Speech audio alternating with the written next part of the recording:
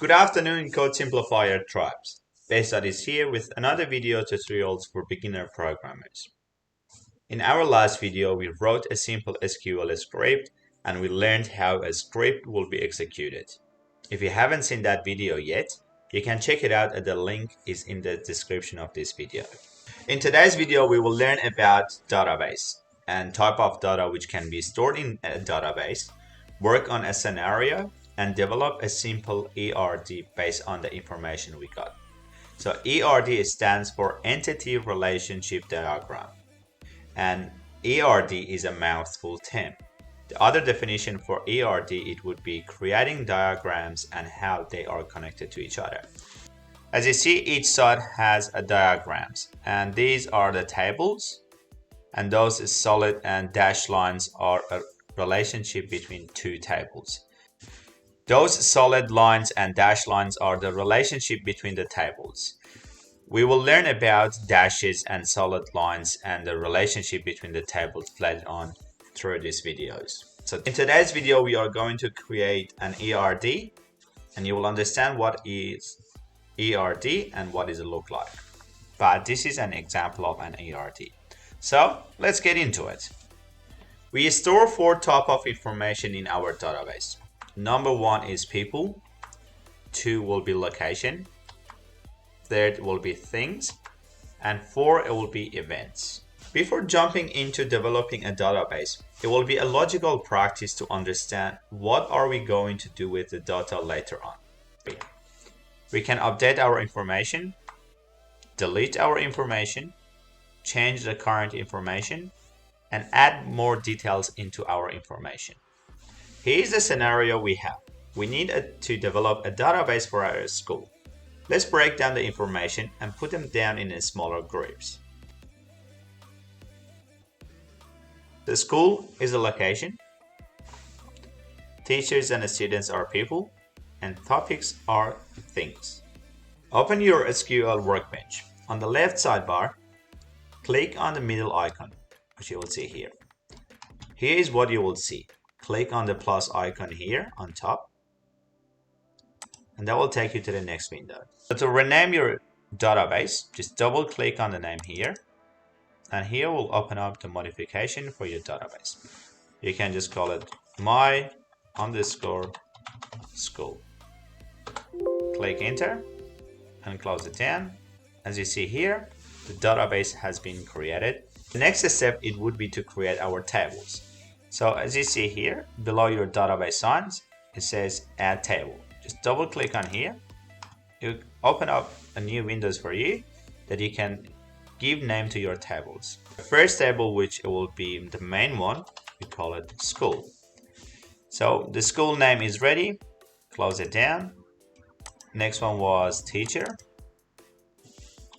Call name teacher. You can create one more. Student, and one more, it will be subject. Our tables are ready, but they are not completed yet. Let's go back to our script and give some details to our items. So here I have it ready. So we have an school, if we all agreed here, which school has a school name, it has address, it has email and phone number. Do you all agree up to here?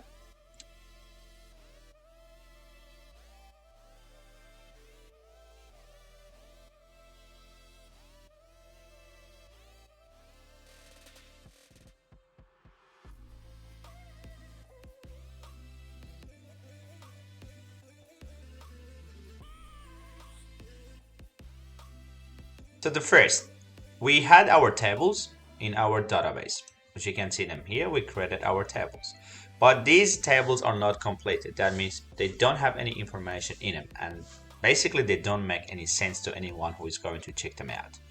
We need to be more specific about what those tables are going to hold. So for instance, we're starting off with a school. Each school, typically they have a school name, they have an mailing address, they have an email, and they have phone number.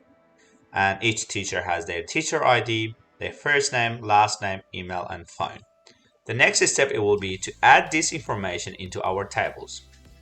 So it will be exactly the same thing. We need to add those information to each table. So let's go back to your MySQL. Double click on your school, and here you see column name. Double click here. It gives you a pre-defined information, which you don't have to have it. Just change it to what you need. School underscore name. Data type, it shouldn't be int. Just change it to varchar.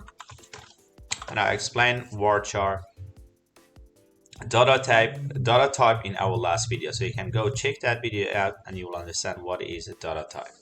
So we put it as 30. Score it here. PK, it means primary key, and NN, it means non-null. So tick them off, and I will explain to you what those ticks are and what is a primary key and what is not null. Then we have, what was the next one? We have address. You don't need to write down a school address because already this address is in school table.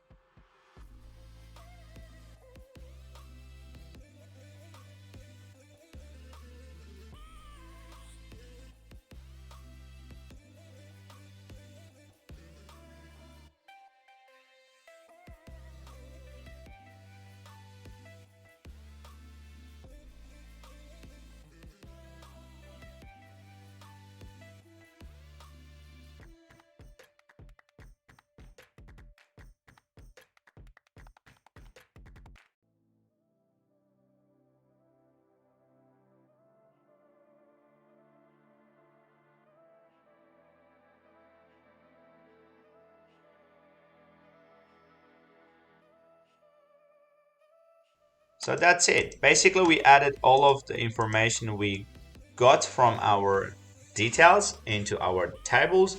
And now the next step will be to creating our database. Before we creating it, just going back here.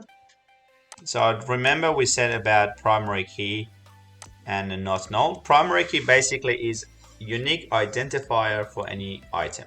For example, your driver license is your unique ID. And whenever someone look up your driver license number, they can get your information such as your first name, last name, date of birth, and where do you live. So our tables are ready. The next step it will be to forward engineering our tables and creating our diagrams to have a graphical view of our tables. Just go to your database on here, the menu on top, forward engineering. Here click on next, click on next, click on next, next, and close. Here we have our entity relationship diagrams. As you see, the tables are ready, but as I mentioned before, they are not connected to each other. So same as the one I showed you earlier in this video, they are not connecting to each other, and that means they do not have any relationship together. So that will be another topic for our next video. I would like to stop the video here and just recapping what we've done. We learned what type of information we are going to store in our databases.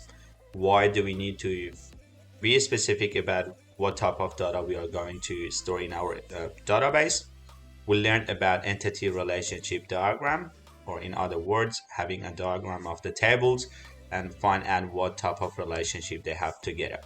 And at the last one, we created our tables and we forward engineer our tables, and here is the outcome of our work. In the next video, as I mentioned, we are going to have the connection between the tables and we'll find out about dash or solid lines, what they mean and how they are going to work. Thanks for your time and watching. I hope you enjoyed the video. As per usual, if you do have any question, please write it down in the comment section below and I'll respond to it as quick as I can. And last thing, if you are new to this channel, you learned something and you are going to learn something, please make sure you do subscribe to the channel and put a notification bell on so you're not losing any weekly videos. Thanks for your time. I will see you all next week.